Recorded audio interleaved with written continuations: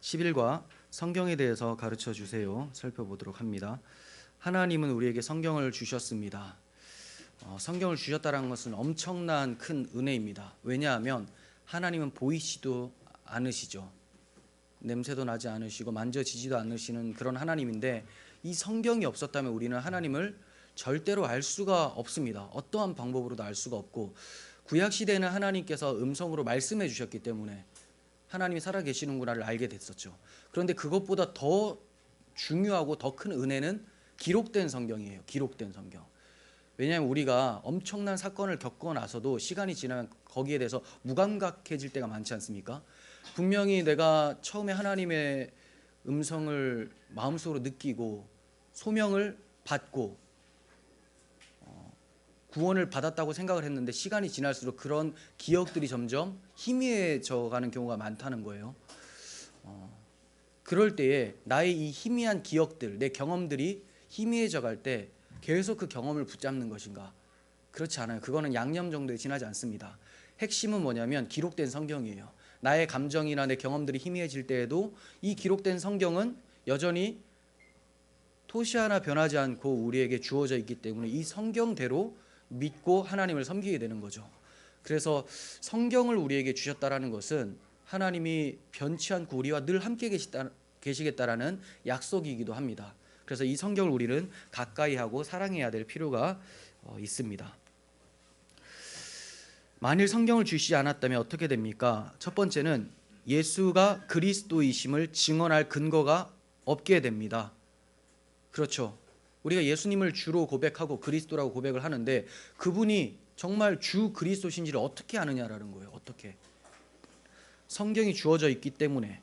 이따가 살펴보겠지만 구약 성경에서 예수님이 이런 일들을 하실 것이다라고 했는데, 정말로 역사 속에서 그 일들을 온전히 다 이루어내신 분은 예수님밖에 없다라는 거죠. 그래서 예수님이 그리스도시고 우리의 주인이시다라고 고백할 수 있게 돼요. 이건 성경이 있기 때문입니다. 둘째로 나침판이 없는 항해사와 같을 거예요. 나침판 없는 항해사. 이게 어디로 가는지를 모르는 거죠. 바다 한가운데 있으면 내가 지금 어디로 가야 되는지를 나침판 없이는 알 수가 없는데, 우리도 마찬가지입니다. 신앙생활을 해야 되는데 어떤 식으로 신앙생활을 해야 되는지 기준이 없어져요. 기준이 없어져요. 그래서 현대신학이 지금 기준 없이 이렇게 흘러가고 있는 거죠. 우리에겐 절대적인 진리, 기준이 되는 것은 이 캐논, 성경이라는 거예요. 정경. 그래서 성경이 중요하다. 그래서 이 성경이 곧 내게 대하여 증언하는 것이니라. 주의 말씀은 내 발의 등이요 내 길의 빛이니이다라고 성경에서 말씀하고 있는 거죠. 그러면 성경에 기록된 목적은 무엇이며 어떻게 사용하는 것이 바르게 사용하는 것인지를 살펴보도록 하겠습니다. 사실 이 205문제가 교리 중심의 새신자 교재인데, 이 성경론을 딱 대할 때 조직신학이나 교리적인 성경론이 아니라 성경의 내용이 무엇인가를 유도순 목사님께서 작성을 해놓으신 거예요.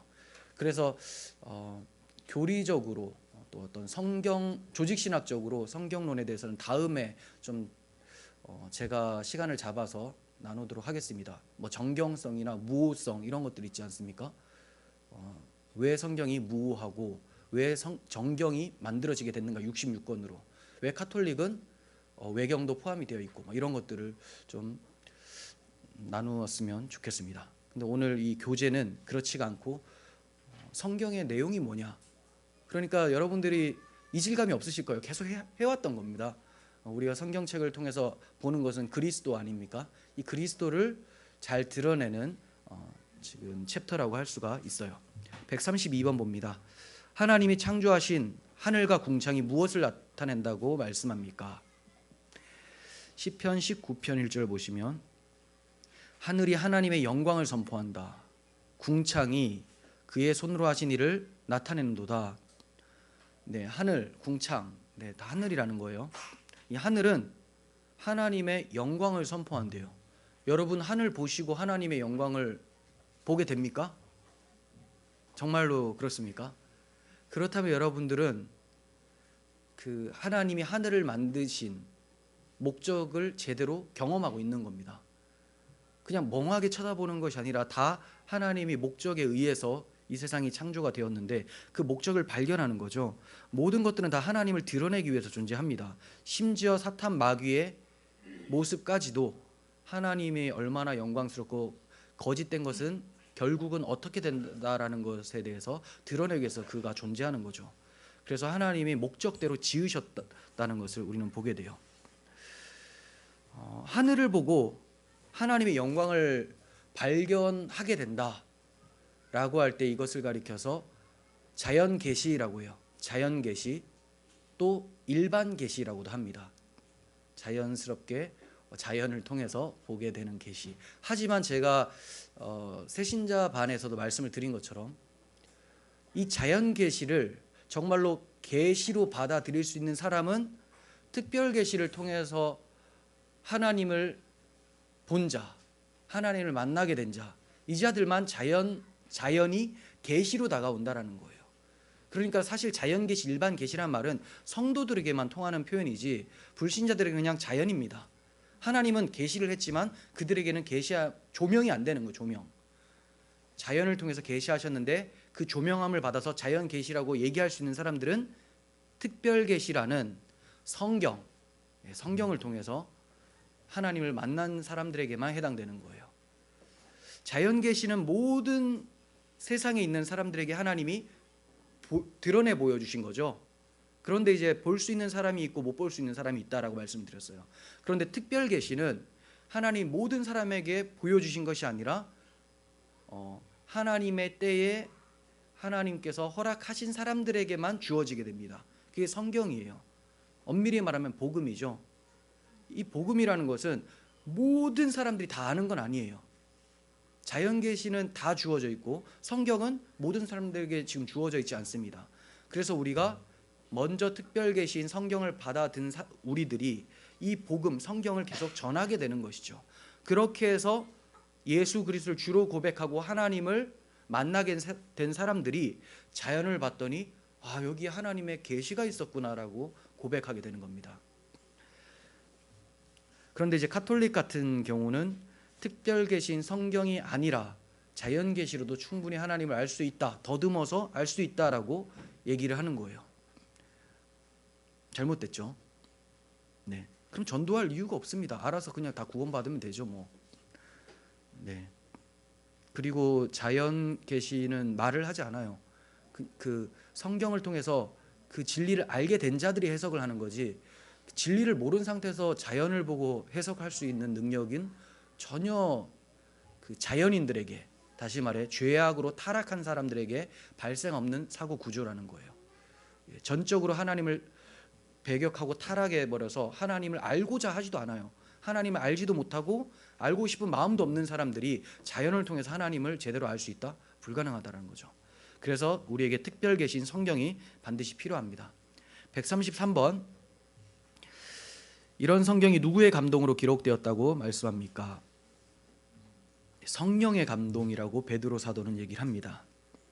예언은 언제든지 사람의 뜻으로 낸 것이 아니요 오직 성령의 감동하심을 받은 사람들이 하나님께 받아 말한 것이라. 성령의 감동, 성령의 감동으로 받아 적었기 때문에, 예언했기 때문에 오류가 없겠죠. 그래서 성경은 절대로 오류가 없습니다. 성경은 오류가 없어요. 그 구약의 선지자들도 하나님의 말씀을 대언했습니다. 예언이죠, 그게 예언. 말씀을 맡아서 전했는데 그 선지자들도 성령의 감동으로 받아서 전했죠. 그래서 선지자들이 예언한 예언이 이게 참이냐 거짓이냐는 어떻게 아냐면, 첫 번째는 그가 소명을 받았는가, 하나님께 부르심을 받았는가, 그걸 확인하고, 그래서 항상 이 선지자들이 자기가 그 하나님께 부름을 받았을 때를 기록을 하고 있어요.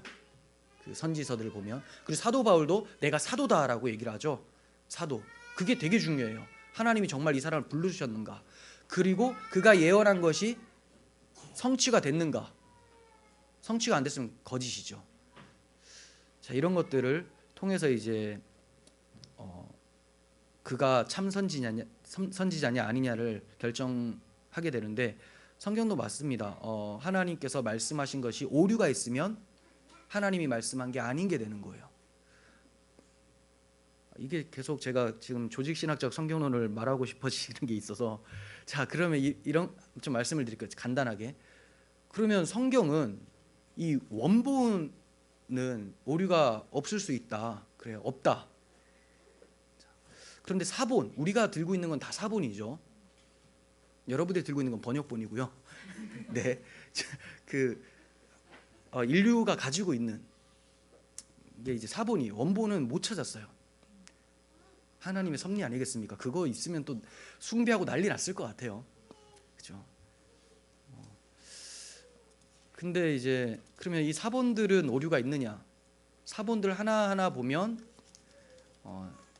틀린 것들이 있어요. 서로 달라요. 다르다는 것은 뭐가 뭐 글자가 하나 틀렸거나 이런 게 있겠죠. 그런데 왜 우리가 사본을 통해서도 원본과 같이 성경이 틀리지 않았다라고 하냐면, 이 여러 개의 사본들을 비교해 봤을 때 이것이 올바른 표현이다라는 것을 이제 다 뽑아낼 수 있다라는 거예요. 그러므로 성경이 원본이 전하는 것 그대로 우리가 오류 없이 성경의 진리를 파악할 수 있다라는 거예요. 우리가 이제 해석하는데 오류가 발생하지 않는다가 아니라, 성경은 원본과 동일한 메시지, 그 진리를 전하는데 하나도 빠짐없이 오류 없이 전하고 있다. 이 사본조차도 다 조합을 해서 그 얘기를 하는 겁니다.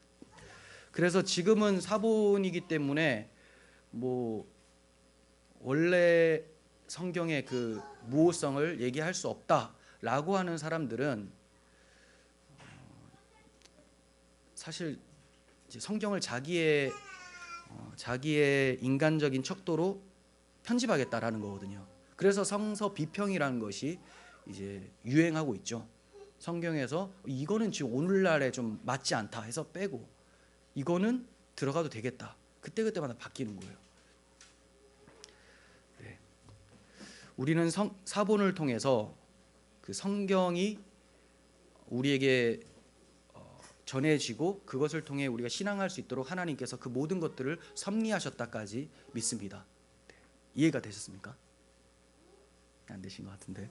네, 하나님께서 정경을 확립하시고 66권으로 만들어 주시고, 그다음 우리가에게 사본을 여러 개를 주심으로써 하나님의 진리를 훼손하지 않을 수 있도록 만들어 주신 데까지 하나님의 섭리하심이 있었다라고 보는 거예요.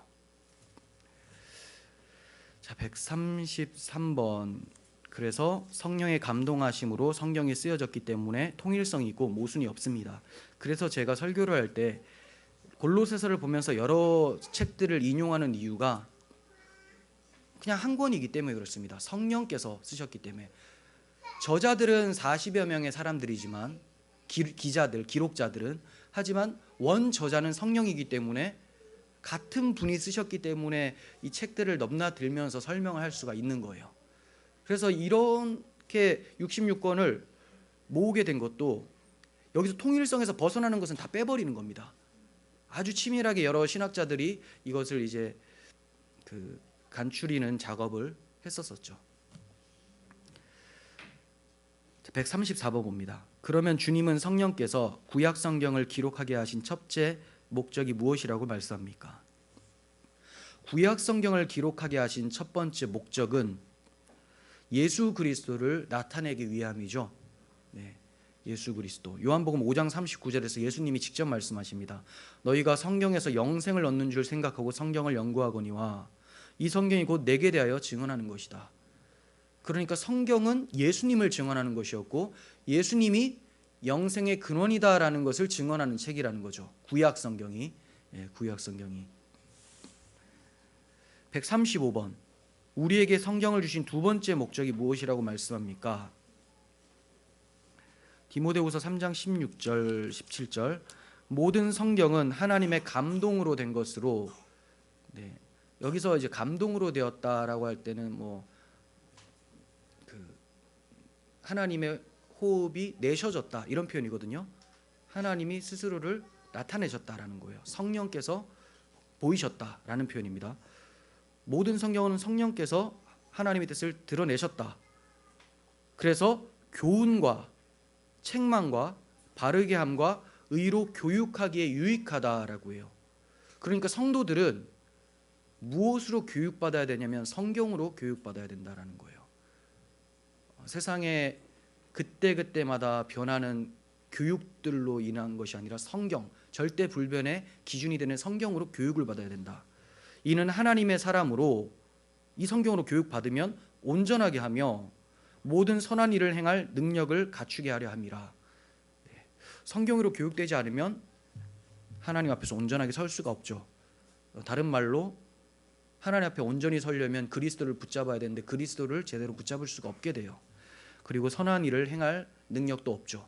왜냐하면 선한 일은 그 안에서 행할 때만 가능하기 때문에 그렇죠. 근데 그리스도를 못 잡은 상태에서 그 안에서 행할 수가 있느냐? 없어요. 그러므로 다 자기 의를 위해서 행하게 되고 그렇게 됩니다. 하나님 자녀답게 살아가기 위해서는 성경이 필요합니다. 자, 그러니까 성경을 기록하신 목적은 예수를 알게 하기 위해서, 예수 안에 영생이 있다는 것을 알게 하기 위해서, 그리고 그 예수를 주로 받았으니 그 안에서 행하게 하기 위해서. 네, 오늘 말씀하고 비슷하죠. 136번. 성경은 구약 성경과 신약 성경으로 되어 있는데 하나님은 구약 성경을 통해서 예수 그리스도의 복음을 어떻게 계시하셨다고 합니까? 구약 성경에서는 선지자들이 예언을 하고 예표들, 모형들이 많이 나오죠. 노아의 방주라고 했을 때 그 배는 우리가 지금 배 안에 하나님이 심판하실 때 배 안에 잘 들어가야 되겠다라고 교훈을 얻으면 정말 제대로 교훈을 못 받은 거죠. 그 당시에 방주 안에 들어간 것은 하나님께서 홍수로 심판하시겠다. 그러니까 방주를 만들라라고 했었던 말씀에 입각해서 말씀을 믿고 방주를 만들어 들어간 거잖아요. 오늘날은 하나님께서 심판하실 때 예수 그리스도 안에 있는 자에게 심판이 유월된다, 넘어간다라는 것을 말씀해 주셨어요. 그러므로 이 방주는 예수 그리스도를 가리키는 모형이었다라는 것을 우리는 알게 돼요. 그래서 이제 방주 안에 들어가기 힘쓰는 것이 아니라 그리스도라고 하는 방주 안에 들어가기 위해 힘써야 된다라는 것을 우리 교훈을 받아야 되겠죠. 구약 성경은 이와 같이 선지자들의 말과 그리고 그들의 글과 또 여러 모양과 예표로 예수 그리스도를 계시하셨습니다. 히브리서 1장 1절입니다. 옛적의 선지자들을 통하여 여러 부분과 여러 모양으로 우리 조상들에게 말씀하신 하나님이, 이렇게 얘기를 하죠. 그런데 이제 신약 성경에서는 어떻게 얘기를 합니까? 마지막 날에 그 아들을 통하여서 우리에게 계시하셨다. 그게 히브리서 1장 2절이거든요. 한번 볼까요? 예전에는 구약 시대는 이렇게 여러 모양과 여러 부분으로 말씀을 해주셨는데 이 모든 날 마지막 날에는, 이 모든 날 마지막에는, 그러니까 마지막 날은 언제예요? 예수님이 오셨을 때가 마지막 날이죠. 그때부터 다시 오실 때까지가 마지막 날이에요. 왜 마지막이냐? 구약의 예언이 성취된 날이기 때문에 마지막 날에는 이 예언들이 성취될 것이다라고 구약 성경에 잔뜩 얘기를 해놓으셨는데 그 예수께서 다 이루신 날이 마지막 날이죠. 그래서 예수님이 오셨을 때부터 다시 오실 때까지가 마지막 날입니다. 우리는 마지막 세대예요. 그러니까 주님 오실 때까지. 자, 이 마지막 날에는 아들을 통하여 우리에게 말씀하셨다. 더 이상 얘기할 게 없어요. 예표를 할 게 없습니다. 왜냐하면 예표를 했는데 실체이신 예수님이 오셨기 때문에. 그런데 못 알아듣고 있으니 예수님이 내가 바로 그 모세와 같은 선지자, 하나님이 보내신 구원자다라고 복음을 막 말씀해 주시죠. 그리고 예수님의 제자들이 기록을 합니다. 성경이죠. 자, 그래서 오늘날에는 뭐 선지자들이 예언을 기대하거나 뭐 기적들을 기대하거나 이래서는 안 돼요. 이미 예수께서 우리에게 말씀해 주셨고 그 말씀하신 것이 우리에게 기록으로 남아있기 때문에 우리는 성경을 통해서 신앙하기에 힘써야 됩니다. 자, 137번. 네, 137번 보시면 그 대표적인 것 하나를 예를 들면 3대 절기입니다. 이 유도순 목사님은 이 교재를 성경을 얘기를 할 때 예표, 모형, 구속사를 얘기를 하기 위해서 이걸 쓰셨잖아요. 그래서 이 3대 절기로 본 챕터를 이제 진행해 가세요. 그래서 3대 절기를 조금 말씀을 드리려고 하는데, 사실 이제 여러분들이 수요 예배를 설교를 잘 들으신 분들은 이거 나는 이건 알지 하실 거예요. 하지만 3대 절기라고 하면 7일을 당해야 됩니다. 공예배에 참여를 안 한 거, 설교를 듣지 않은 거. 그러니까 이제 누구든지 지금 나오셔서 이 3대 절기를 얘기해 주실 수 있어야 되는데, 제 시험에 들까봐, 제가 시험에 들까봐, 여러분들 제가 계속 하겠습니다. 자, 3대 절기를 어디에서 지키라고 하느냐? 신명기 16장 16절을 보시면 택하신 곳에서, 여호와께서 택하신 곳에서 절기를 지키라라고 해요. 그래서 이스라엘 백성들이 이 3대 절기 때는 우르르 몰려와서 택하신 곳으로 갑니다. 그 택하신 곳이 어디냐? 예루살렘이에요. 예루살렘 중에서도 주님께서 십자가에 달리신 그곳으로 갑니다. 그런데 이제 그들이 십자가에 달리신 곳이라는 걸 모를 거 아니에요. 구약시대 사람들은, 유대인들은. 그래서 어디로 가느냐? 성전이 지어진 그곳으로 갑니다. 그러면 이 절기를 성전이 지어진 예루살렘으로 올라가서 지키라고 했는데, 우리는 그곳이, 그 성전이 진짜 성전이 아니라 예수님이 바로 진짜 성전이다. 근데 그분이 십자가에서, 골고다 언덕에서 죽으셨다. 이거를 우리가 알고 있단 말이에요. 그럼 3대 절기를 예수님이 십자가 달리신 곳에서 지키라라는 의미로 받아들인다면, 당연히 3대 절기는 예수님의 십자가를 생각하게 만드는 예표라는 것을 알게 되겠죠. 이해가 되셨습니까? 그곳에서 지켜라, 이 의미를 나타내기 위해서 3대 절기를 말씀하신 거예요.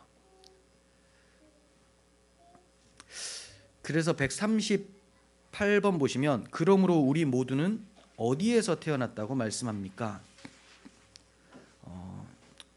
그러므로라고 하니까 좀 그러네요.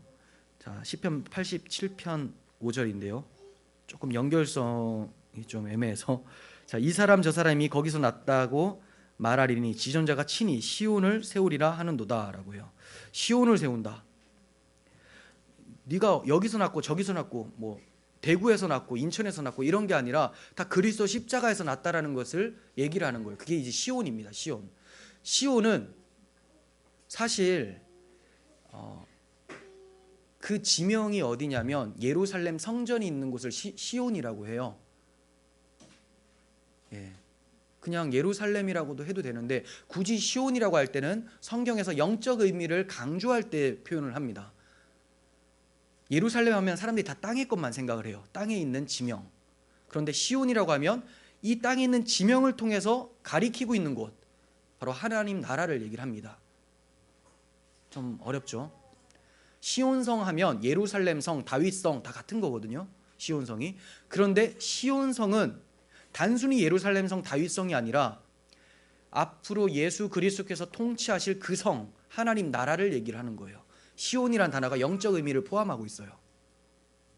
그래서 우리가 어디서 났냐라고 하면 시온에서 났다라는 것은 그리스도의 십자가를 통하여서 거듭났다, 이렇게 해석을 할 수가 있는 거죠.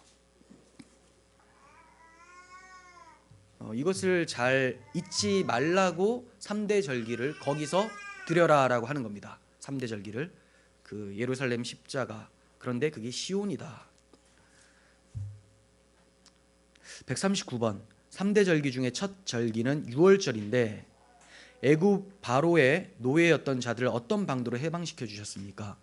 유월절 다 아시죠? 유월절은 넘어가는 날입니다. 심판이 넘어가는 날을 유월절이라고 해요. 심판이 언제 넘어갔는가? 이스라엘 백성들이 애굽에서 430년 동안 종살이를 하고 있었는데, 하나님께서 이들을 탈출시켜 주시기 위해서 유월절에 재앙을 내리세요. 애굽에 거하는 모든 장자들을 다 죽이겠다. 그런데 이 유월절에 정말 유월하게 되는 사람들, 심판이 넘어가는 사람들은 흠없는 어린 양의 피를 좌우 문설주에 바르고 문 임방에 바른 사람들, 그 집 안에 들어가 있는 사람들만 심판이 넘어가게 됩니다. 그러니까 이것은 출애굽이라는 것, 바로의 종살이를 하고 있었던 사람들이 해방될 수 있는 유일한 근거는 어린 양의 피로 인해서 해방될 수 있다. 그래서 애굽의 바로가 항복을 하거든요. 어떻게 그들이 구원함을 받아서 출애굽할 수 있었는가? 어린 양의 피다라는 거예요. 출애굽기 12장 13절에 내가 애굽 땅을 칠 때에 그 피가 너희가 사는 집에 있어서 너희를 위하여 표적이 될지라. 내가 피를 볼 때 너희를 넘어가리니 재앙이 너희에게 내려 멸하지 아니하리니. 자, 이제 그 구약 시대 때는 그 표적이 문설주에 있었죠. 집에 발려져 있었습니다. 지금은 어린 양의 피가 우리에게 필요가 없어요. 예수 그리스도라고 하는 참된 하나님의 어린 양의 피가 우리에게 필요하죠. 그분의 피만 있으면 됩니다. 왜냐하면 이 어린 양은 예수 그리스도라고 하는 하나님의 어린 양, 희생 양을 예표하기 위해서 존재했던 거고, 참된 어린 양이신 예수님이 오신 후에는 우리는 그분의 피를 바르면 돼요. 그분의 피를 어디다 바르냐? 집에 바르는 것도 아니고 내 몸에 바르는 것도 아니고 우리 마음에 뿌림을 받는 거죠. 그렇게 해서 하나님이 우리를 심판하지 아니하시고 넘어가신다라는 것을 나타낸 절기가 바로 유월절이에요. 유월절. 그래서 고린도전서 5장 7절에서는 우리의 유월절 양 곧 그리스도께서 희생되셨느니라 이렇게 답을 주고 있습니다. 자, 그리고 유월절 이후에 나타나는 절기는 초실절이라고 해요. 141번을 볼 것이 아니라 142번부터 보고 이따가 다시 보겠습니다. 여기 이제 제가 좀 오타가 좀 많잖아요. 그래서 첫 번째 문장을 그었어요. 레위기 23장 여기서부터 보시면 돼요. 레위기 23장을 펴시길 바랍니다. 자, 여기서 초막절이라고 위에 적혀 있죠.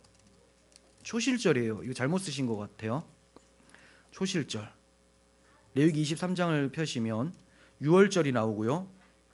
그 다음 초실절이 나오고 그 다음 오순절이 나옵니다. 순서가. 네. 그러니까 오순절이 오기 전에는 초실절이 반드시 있어야 된다라는 거예요.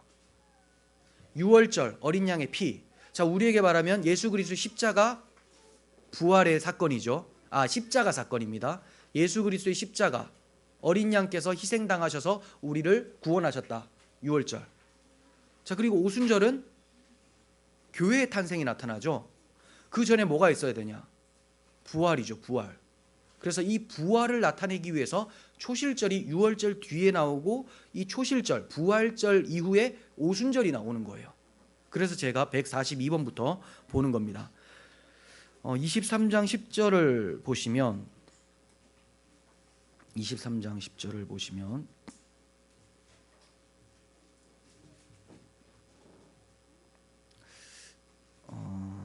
이스라엘 자손에게 말하여 이르라 너희는 내가 너희에게 주는 땅에 들어가서 너희의 곡물을 거둘 때에 너희의 곡물의 첫 이삭 한 단을 제사장에게 가져갈 것이요 라고 합니다.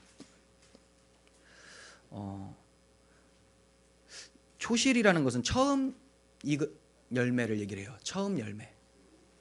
그래서 첫 이삭 한 단을 하나님께 드리라라고 하는 겁니다. 첫 이삭 한 단.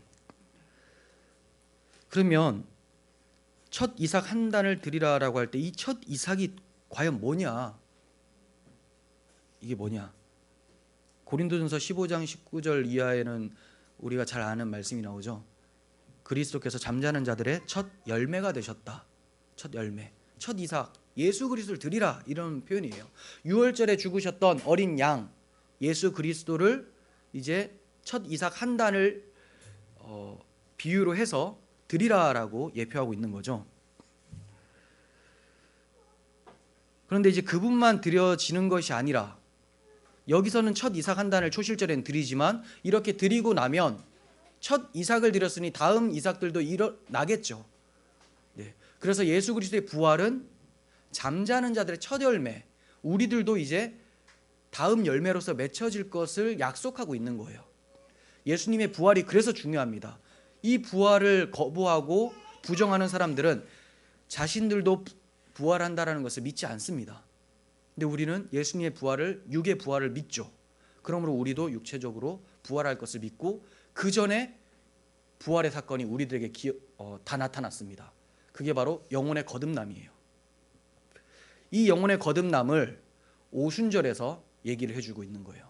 그러니까 예수님이 십자가에서 죽으시고 유월절, 그리고 부활하는 초실절, 그리고 예수님이 부활했으니까 하나님께 대해서 죽어 있었던 사람들도 이제 살아나야 되잖아요.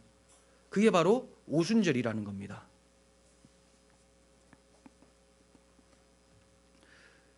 자, 141번 보시면요. 이게 레위기 23장 15절부터 나옵니다. 한번 보십시오. 77절을 오순절이라고 하는데 잠시만요.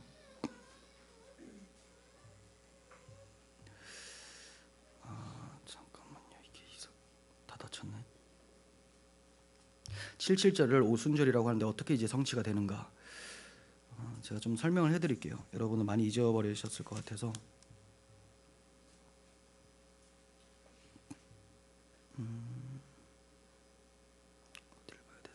15절 보시면 안식일 이튿날 곧 너희가 요제로 곡식단을 가져온 날부터 세어서 7 안식일을 수요로 세고 그 다음 날까지 합하여 50일을 계수하되라고 나오죠. 그러면 첫 이삭 한 단을 가지고 온 이후로부터 주님의 부활일 이후로 50일이죠. 이게 오순절이에요. 오순절.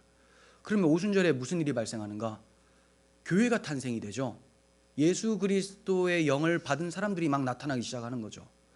이와 같이 오순절, 구약의 오순절기에도 이러한 표현이 나옵니다. 자, 그게 16절 보시면 50일을 계수하여 새 소재를 여호와께 드리되, 17절 너희의 처소에서 10분의 2 에바로 만든 떡 2개를 가져다가 흔들지니라고 하니까 깨운다라는 게 딱 생각이 나죠. 첫 번째 잠자는 자들의 첫 열매가 되신 예수 그리스도를 하나님이 흔들어 깨우셔서 하나님께 드렸어요. 요제로 드렸죠. 그리고 나서 이제 다음 애들도 깨우는 거예요. 우리들 이제 막 깨우시는 거예요. 그런데 떡 2개라고 합니다. 왜 떡 2개냐? 유대인과 이방인들, 좋습니다. 유대인과 이방인들을 깨우셔서 하나 되게 하시는 거죠. 그리스도 안에서. 그게 이제 에베소 2장에 이제 14절 이하로 나옵니다. 보지는 않을게요. 자, 그리고 떡 2개를 말씀하실 때 이상한 점이 있죠. 누룩을 넣어서 구운 떡, 이걸 드리래요. 왜 누룩을 넣어서 드립니까? 보통은 떡을 먹을 때는 누룩 빼고 먹으라고 하잖아요. 누룩이 죄를 상징하니까. 그런데 여기서는 왜 누룩을 넣은 떡을 드리라라고 하는 건가? 지상교회는 아직까지 죄가 완전히 처리가 되지 않은 상태죠. 우리의 습관들이 여전히 남아있다는 거예요. 부족함이 있고 죄가 발생할 수 있기 때문에 이러한 그 죄가 아직 여전히 남아있는 지상교회로 하나님 앞에 드린다는 거예요. 그런데 또 문제가 생깁니다. 어떻게 죄 있는 이들, 그러니까 우리 마음은 죄가 없어도 거듭났으니까 육체는 여전히 죄를 짓는 모습이 있잖아요. 이러한 우리를 어떻게 하나님께 드릴 수가 있는가? 드릴 때에 이 떡 2개만, 유교병만 드리는 게 아니에요. 그 뒤에 보시면 18절에 이 떡과 함께 1년 된 흠없는 어린 양 7마리와 어린 수소 1마리, 순양 2마리를 드리되, 대속제물이죠. 그리고 이것들을 소제와 전제 제물과 함께 여호와께 드려 번제로 삼을지니 이는 화제라, 여호와께 향기로운 냄새가 된다. 그러니까 우리는 비록 부족하지만 그리스도를 의지해서 하나님 앞에 드려지게 된다라는 것을 얘기를 하는 거예요.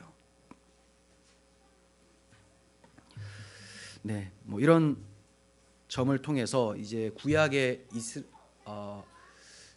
절기들이 오순절의 구약의 절기인 오순절이 신약 시대의 거듭남 사건 오순절기에 이루어졌다라는 것을 우리는 보게 됩니다.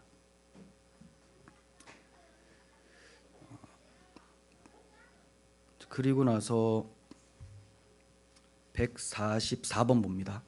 모든 절기는 7일 동안 지킨다라고 하죠. 그런데 마지막 절기인 초막절은 몇째 날에도 성회로 모이라고 하느냐? 7일로 끝나야 되는데 초막절은 이제 초실절 아니에요. 초막 짓고 지내는 절기. 초막절은 8째 날에도 성회로 모이라 하라고 해요. 8째 날에도. 지금 왜 그러냐?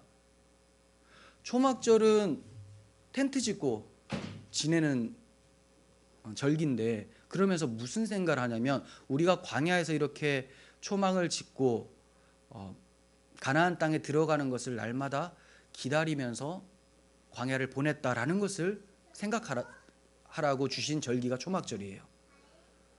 지금 우리의 인생이 초막절이죠. 가나안 땅, 약속의 땅, 하나님 나라에 들어가는 것을 소망하면서 이 광야를 지금 지나가고 있는 거예요. 그런데 이 초막절 마지막 끝날에 8일 날에 성회로 모인다라는 겁니다. 그럼 이건 무슨 날이 되냐? 주님 재림의 날이 되는 거죠. 그래서 우리가 그때 기뻐하며 찬송하며 약속하신 하나님 나라로 들어가게 되는 거예요. 초막절 끝날에는.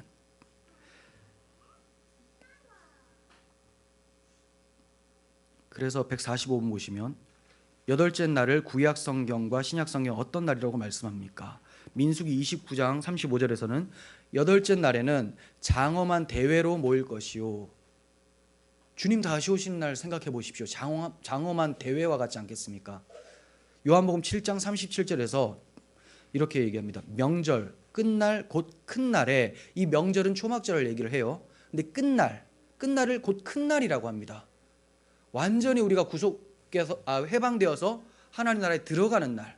그렇죠? 지금도 우리의 영혼은 구원받았어요. 하지만 여전히 몸의 구속을 기다리고 있는 기간이잖아요. 그래서 초막절의 의미를 우리 인생 속에서 구현해내고 있는 거예요.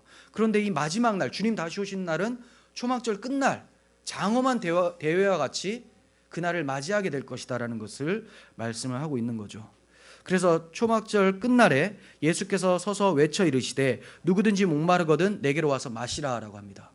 왜 주님께서 초막절 끝날에 이런 말씀하셨는가? 주님 다시 오시는 그날에는 이제 목마른 자들이 없을 것이다. 이걸 얘기해 주는 거죠. 네, 그게 계시록 21장에도 나타납니다. 보지 않을게요. 시간이 계속 흘러갈 것 같으니까. 계시록 21장을 나중에 한번 보세요. 그날 되면 이제 목마르거나 줄인 자들이 없게 돼요. 146번 봅니다. 초막절의 끝날을 큰 날이라고 한 것은 출애굽 당시 광야 생활을 마치고 드디어 약속의 땅에 들어가게 되었기 때문인데 신약 성도들은 언제 나그네 생활을 마치고 약속의 땅에 들어가게 됩니까? 제가 다 설명했었던 내용이죠. 네, 주님께서 재림하시는 날입니다. 3대 절기는 예수 그리스도께서 6월절 어린 양으로 죽임을 당하셨다가 부활하심으로 첫 열매가 되시고 초실절, 오순절에 성령께서 강림하심으로 본격적인 추수가 시작되어서 추수함을 받은 자들이 바로 예루살렘 교회고 또 이후에 계속 나타난 열매들이 이방인 교회인 우리들 밝은빛 교회까지 오게 됐다라는 거예요. 그리고 모든 추수가 끝나면 어떻게 됩니까? 초막절 끝에 장엄한 대회, 주님 다시 오시면 이제 더 이상 추수할 게 없어요. 끝났습니다. 추수가 다 이루어지고 그때는 이제 심판과 구원으로 나뉘어지게 되는 거죠.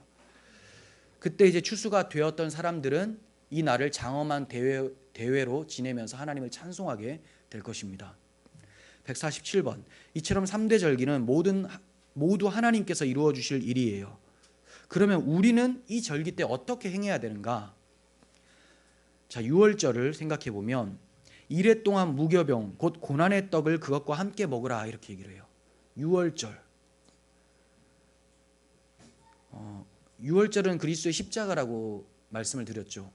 우리가 십자가를 생각하면서 어떤 자세를 취해야 되는가를 말씀해 줍니다. 고난의 떡을 먹으라. 그리스도께서 받으신 그 고난을 이제 나도 인생 속에서 경험하게 된다라는 것을 말씀하고 있죠. 예수님이 우리의 그 생명의 떡이잖아요. 그런데 이 생명의 떡을 먹은 자들은 그리스도의 고난에 참여하게 되고 그 고난에만 참여하게 되는 것이 아니라 오늘 오전에 말씀드린 대로 그리스도께서 받으신 위로처럼 우리도 위로함을 받게 된다. 이걸 말씀해요.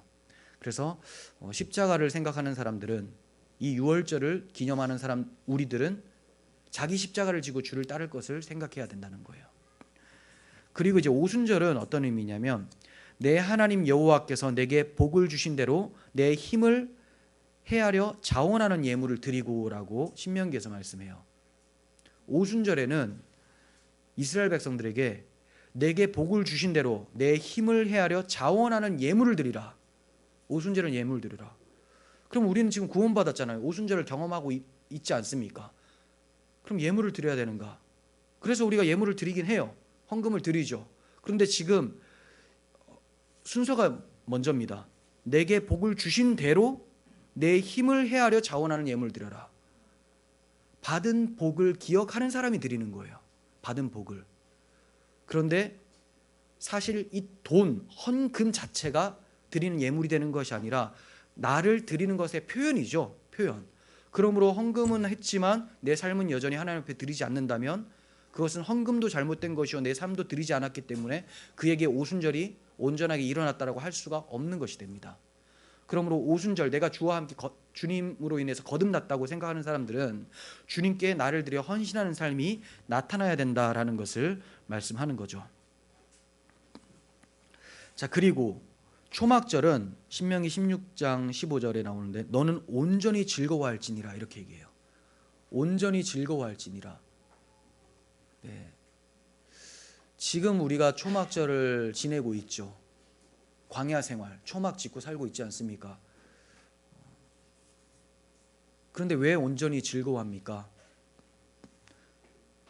예수님이 머리 둘 곳이 없으셨음에도 불구하고 늘 하나님께 감사하셨던 것은 하나님 나라를 바라보면서 하나님의 선하신 섭리를 인정하고 있었기 때문이죠. 우리도 머리 둘 곳이 없습니다. 물론 제가 머리 둘 곳이라는 것은 우리의 마음 둘 곳이에요. 마음. 머리 둘 곳은 있죠. 여러분 집 있잖아요. 근데 우리가 도대체 어디에 마음을 두겠습니까? 우리는 하나님께 마음을 두면서 살아가는 사람들이에요. 그래서 초막절을 살고 있죠. 이런 사람들은 온전히 즐거워해야 됩니다. 왜냐하면 하나님께서 이제 마침내 이 광야 생활, 초막 생활을 청산시켜 주시고 이제 진정한 집, 무너지지 않는 하나님의 집으로 우리를 인도하실 거라는 것을 믿고 있기 때문에 온전히 즐거워해야 된다는 것을 말씀드리는 거예요.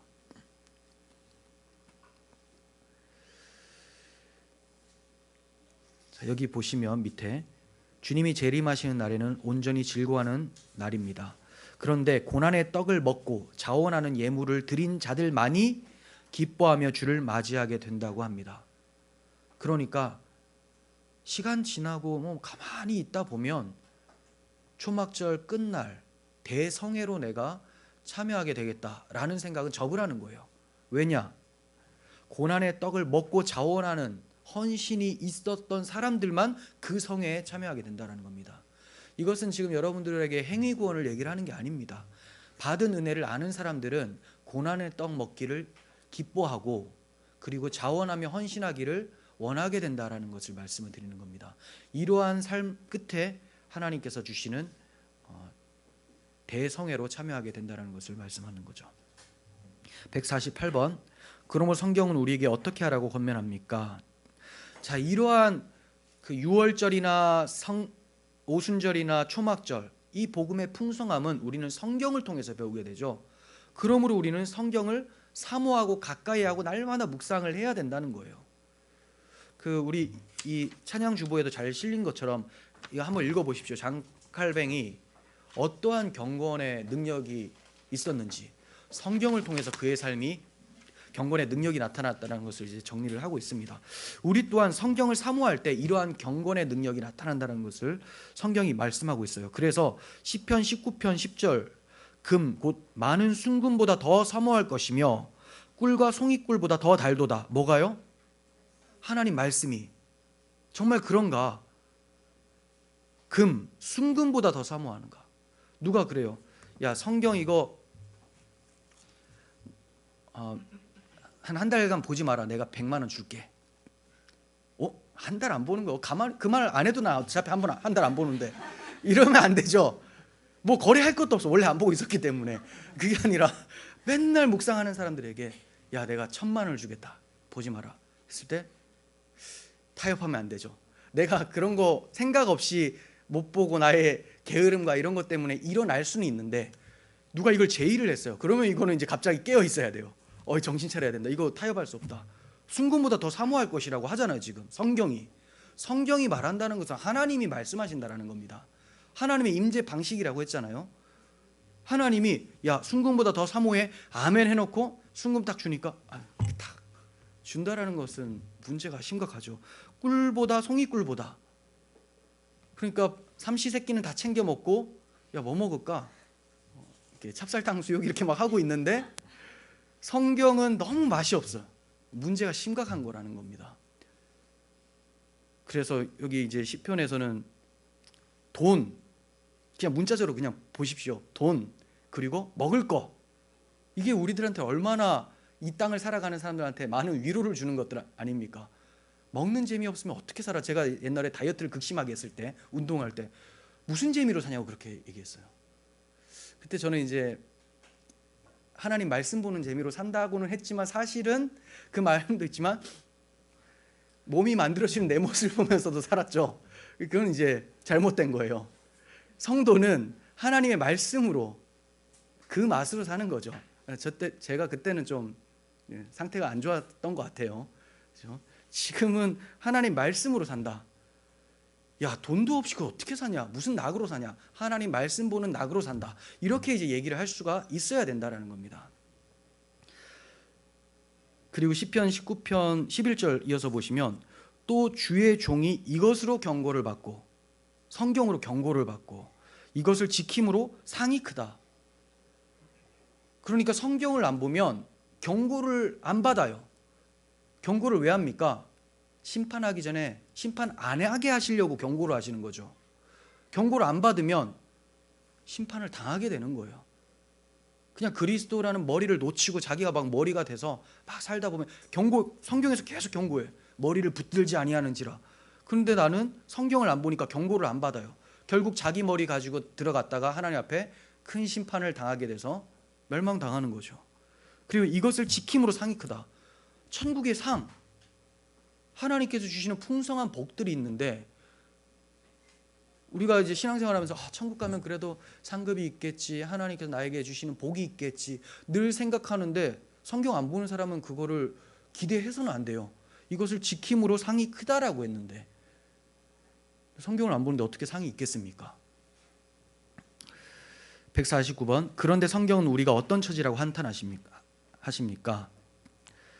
히브리서 5장 12절 때가 오래되었으므로 너희가 마땅히 선생이 되었을 터인데 성경을 많이 봐서 사람들에게 가르치고 또 삶의 열매로서 모범도 되고 이런 것이 있어야 될 터인데 너희가 다시 하나님의 말씀의 초보에 대해서 누구에게 가르침을 받아야 할 처지니 단단한 음식은 못 먹고 젖이나 먹어야 될 자가 되었도다.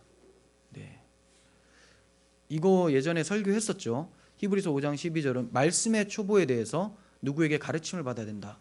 어떤 초보적인 말씀이 있다, 수준이 있다 그런 게 아니라 기본적인 핵심 교리를 얘기해. 핵심 교리.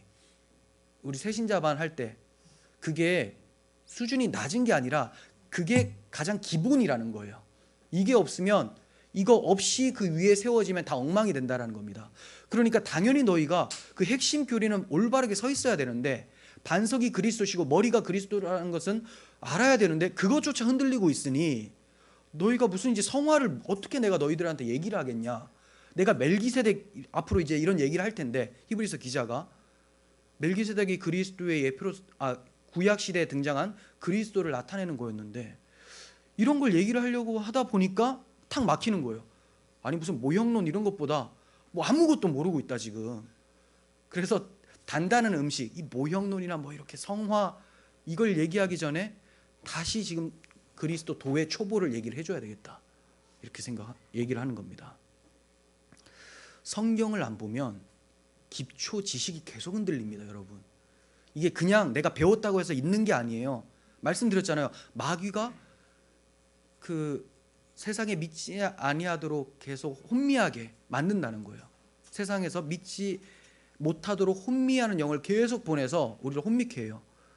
여러분들이 성경을 계속 읽고 초석을 다지고 그 위에다가 이제 복음의 경건의 열매들을 얘기를 할 때 여러분들이 그 위에다가 쌓아야지, 그렇지 않고 쌓는다면 자기 의만 드러낼 뿐이겠죠. 우리는 거듭날 때 영적 어린아이로 태어납니다. 시간이 지나면 정상적이라면 어른이 되어야 마땅합니다. 생각해 보십시오. 여러분들 신앙생활이 연수가 다 다를 겁니다. 어떤 분들이 20년, 어떤 분은 30년, 어떤 분들은 2년, 어떤 분들은 6개월 그럴 거예요. 그런데 여러분들의 처음과 지금이 같다면, 너무 암울한 거는 같은 게 아니라 더 퇴보했다면, 그렇죠? 이 히브리서 기자의 질책을 받아야 되는 거 아니겠습니까? 마땅히 선생이 되어야 될 것인데 다 지금 누구 가르치고 있어야 돼요. 근데 왜 계속 나는 아니야, 나는 교사는 아니고, 나는 직분자는 아니고, 도대체 그럼 왜 다니는 거예요? 왜? 성장이 멈췄어. 병원 가야 되겠죠? 병원 가야 되는 거예요. 아직 여러분들의 성장판은 닫히지 않습니다. 그리스도인들은 주님 나라 갈 때까지 성장판이 닫히지 않습니다. 그러므로 날마다 성장해 가시기를 바랍니다. 성경을 통해서 그렇게 성장해 가시길 바랍니다. 기도하겠습니다. 하나님 아버지, 우리가 성경을 통해서 하나님의 구원의 선물인 예수 그리스도를 보게 됩니다. 그리스도께서 우리를 위해 십자가를 지시고 구원해 내신 그 사랑을 발견하게 되고, 하나님께서 이러한 저희들을 포기하지 않으시고 지금도 복 주시며 인도하신다는 것을 발견하게 됩니다. 우리가 도의 초보에서 벗어나서 이제 단단한 음식을 먹을 수 있는 성장하는 자로 서게 하여 주시옵소서. 그러기 위해서 날마다 말씀을 찾게 하시고 그 말씀을 암송하게 하시고 그 말씀을 통하여서 삶을 하나님 기뻐하시는 대로 살아낼 수 있는 믿음의 실력자들이 될 수 있도록 도와주시옵소서. 예수님의 이름으로 기도합니다. 아멘.